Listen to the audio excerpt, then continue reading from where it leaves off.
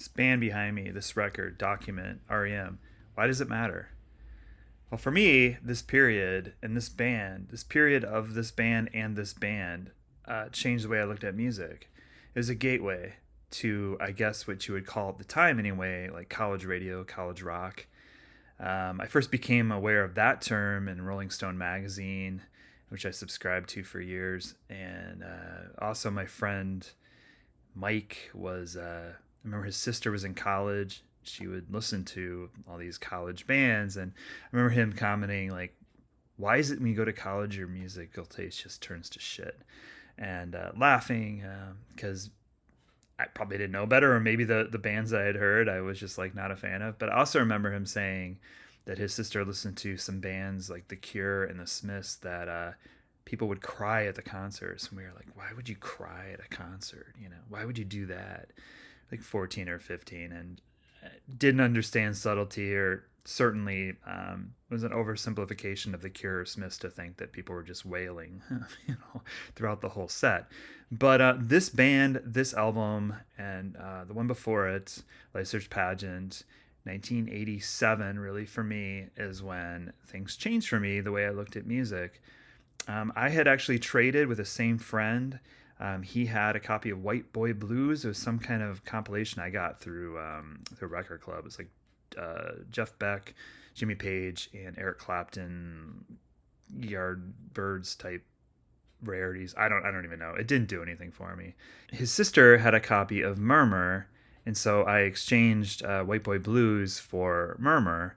And Murmur, so yeah, Murmur was my first REM record. I couldn't really get into it though. I got it. I was very intrigued by it, and I listened to it over and over. And I loved Radio Free Europe, and I loved Catapult. And I think I liked Perfect Circle, some of that stuff, but it just had a real hard time. I mean, it was very, I guess, alien to me. It's a very very interesting record, very unique. And I don't think it wouldn't have been my gateway, or at least not at that time. It wasn't, even though it was my first R.E.M. record. What was my gateway was hearing Life Search Pageant, the Life Search Pageant track, Fall on Me, on the radio. It got considerable play on the radio station in Kansas City. And also getting to know that song, and also the first time I heard The One I Love off their then, new or forthcoming record, Document. I was like, game over. I gotta check these guys out. And so I went to the record store and I bought Document and Life Search Pageant on the same day, and everything changed for me. I became a massive fan. I quickly bought all their records, going back to Chronic Town, and getting Reckoning, getting Life Search Pageant and Document, of course. Also, Fables of Reconstruction, and their Dead Letter Office compilation, and seeing them live right after that. Like, I just finished getting all the records, and then they came, and I was lucky enough to get a ticket, and it was at a small place. I think it was booked before The One I Love took off, and what an amazing opportunity that was to see them in a small place like that. It just changed the way I looked at music. It had been building for a little while, I guess, because I remember when uh, Fables of Reconstruction came out. I remember all these this big display in the record store. It was like where I went to. You walked in and it was like, this way to Fables of Reconstruction. It was like, follow this, and it was all these arrows to this new REM record. And I was intrigued by that. Like, wow, this band must be something that they're making a big deal out of this. And then I also remember seeing a lot of those classic Fables tour T-shirts with the monkey riding the bicycle. I remember seeing that around my high school. People that were older than me.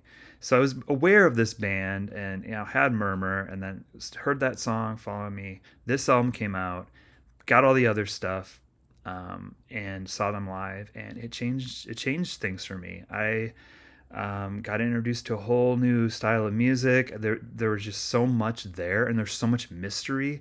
And that live show was so much like an old fashioned rock show, which I would call now, but I didn't know that then. I was used to seeing bands where they're little tiny things on stage, and you watch the video monitor for the most part, or they fly over you, or they have a surfboard in a boxing ring, in the middle of the arena. They're like superheroes. They're not like a band just playing tunes. And even though REM was super theatrical, I remember that the video screen was like had all kinds of images flashing. It was just really, really intense. It was also very, very fun, and you felt part of it. It felt like you could do it. I guess people say that about like the Velvet Underground or the Ramones. A band that you could just pick up guitars and do it as well. Although there's just so much enigma around them too that it sort of was something like impenetrable about him as well. Mostly Stipe, he wasn't the media figure then at all like he is now.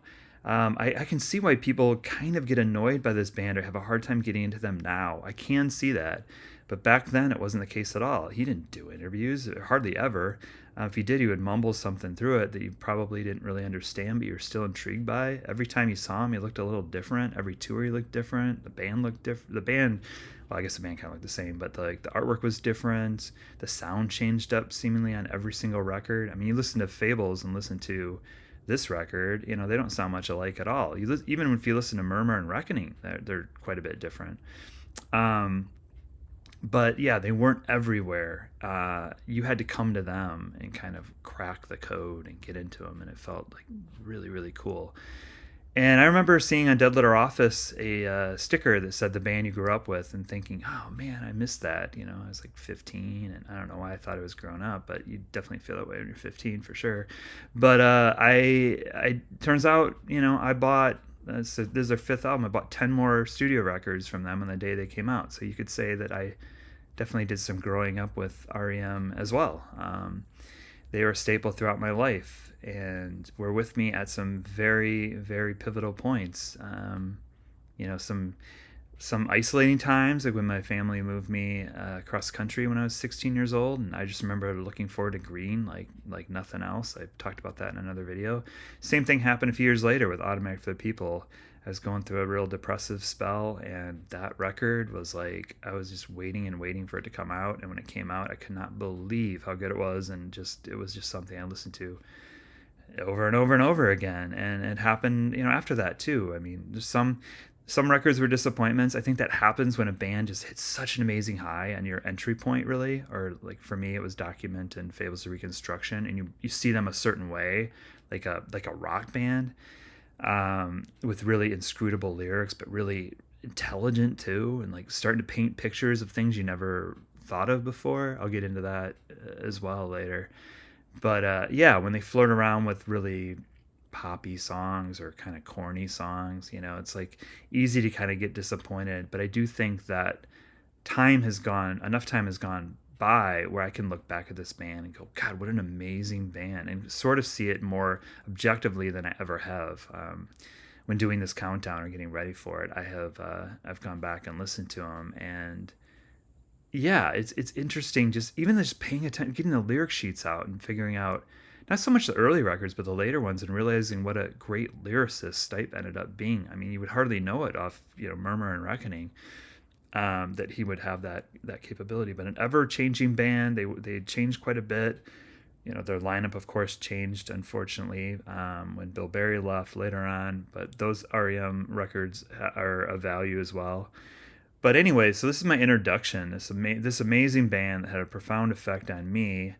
It changed the way I looked at music, and which I have wanted to do a countdown video for quite a while. I think I'm going to separate it into 3 different parts, 5 albums each. If I get too long-winded, I might split them further, but I'm going to try to keep it into 3. Just the 15 studio records. I'm going to save the EP and B-sides collection and live records for maybe some other video down the line. But I'm going to start this up real soon here. This is my introduction. And yeah, I can't wait to count them down and hear everybody's thoughts. Let's talk about REM for a while.